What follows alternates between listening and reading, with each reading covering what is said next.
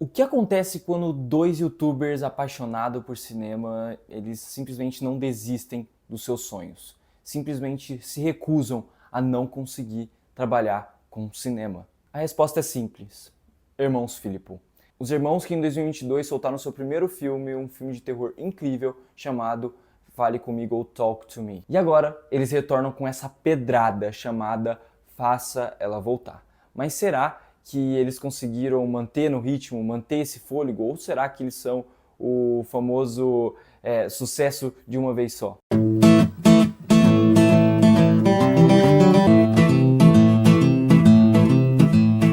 Eu lembro quando eu tinha mais ou menos uns 15 anos de idade, né? Eu tava ali passando pelo YouTube e eu vi um vídeo muito louco, cara, que era um bando, uma molecada quebrando pau de sabre de luz no meio do supermercado dos Estados Unidos. Um vídeo bem feito pra caramba pra aquela época do YouTube.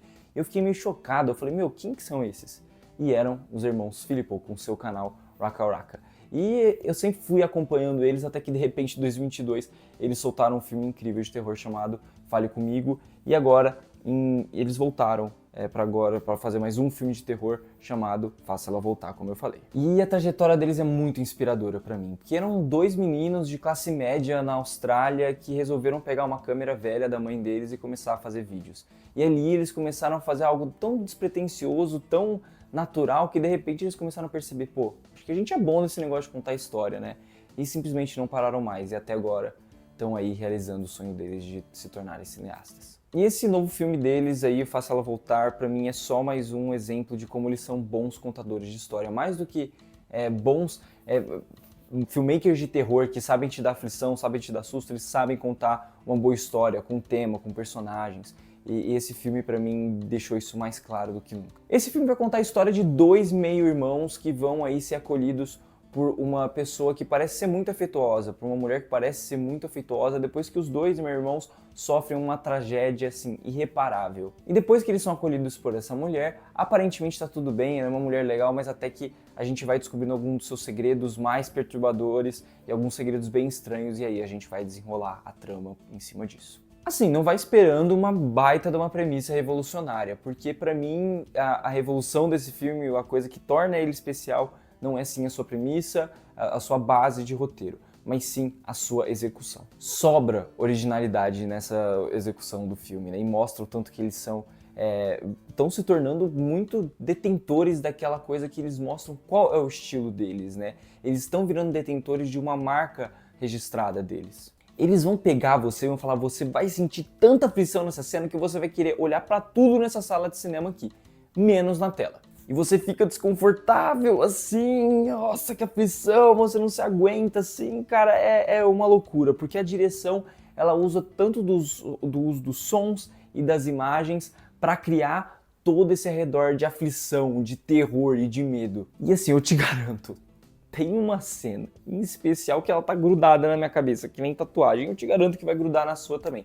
Você não vai conseguir pensar em outra coisa além disso, tá? Mas pra mim, o maior trunfo do filme é como ele lida com o tema do luto. Sem pressa, o roteiro no começo dele, ele vai te levando pra esse canto do luto, opa, que legal, o que tá acontecendo aqui? Vai te puxando devagar, e vai construindo aquele luto bem devagarzinho, explorando os personagens de forma muito eficaz, que quando você chega nos últimos 40 minutos, que é só pancadaria, você tá lá com aquela aflição absurda e você entende da onde tá vindo aquela motivação de cada um dos personagens. E a forma como ele traz, como cada personagem lida com a sua dor, lida com o seu luto. Cada um lida da sua forma e ele transforma isso no medo. O porquê que a gente sabe que aquele personagem tá com medo, porque a gente sabe que aquilo lá dói muito para aquele personagem. Então devagar no começo ele vai explorando isso e na forma da simbologia. Isso é muito especial. Pra mim, a simbologia da água é a parte mais legal do filme, sendo muito sincero. Eu achei a forma que eles exploram a água muito interessante. Sim, a água, aquele elemento que para nós, seres humanos, é nosso elemento básico para nossa sobrevivência. Mas não para esse filme. Para esse filme, água significa medo, significa luto, significa dor, significa morte. A piscina vazia, por exemplo, que é o que lembra Laura do sua dor, do seu luto, de uma morte de um familiar seu. Por exemplo, para o nosso protagonista, é o que lembra os seus abusos que sofreu quando criança e lembra também a tragédia que ele sofre no começo do filme. A chuva nos lembra o tempo inteiro, quando começa a chover, algo ruim vai acontecer. A chuva que para muitos representa renascimento, lembra nascimento de algo novo, não, neste filme não. Nesse filme representa que algo muito ruim está prestes a acontecer. E dessa forma, tudo que vai em volta da água representa dor, sofrimento, medo. Meu, até um simples banho te arrepia, até um simples chuveiro, você vê a simbologia do chuveiro e fala, cara, vai dar problema. Alguma coisa de errado vai acontecer. Nada ali é à toa, isso é muito legal. E assim, eu não levei grandes sustos, não é um filme que assim me deu medo, sabe, susto, jumpscare, não é dessa forma que o filme te dá medo.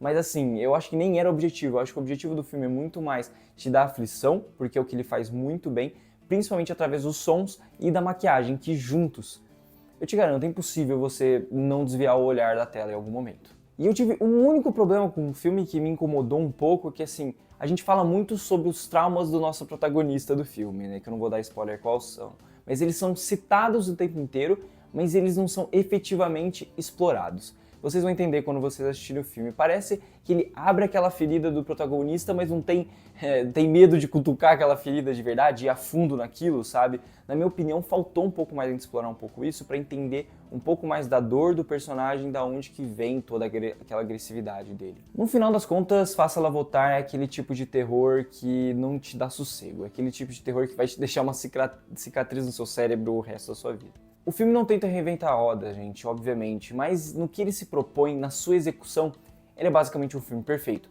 E assim, vá assistir esse filme se você gosta desse tipo de filme, mas principalmente, vamos valorizar esses dois meninos australianos que saíram basicamente do nada, que vieram do YouTube e agora estão realizando seu sonho. Vamos lá no cinema, vamos dar uma bilheteria pra esse filme.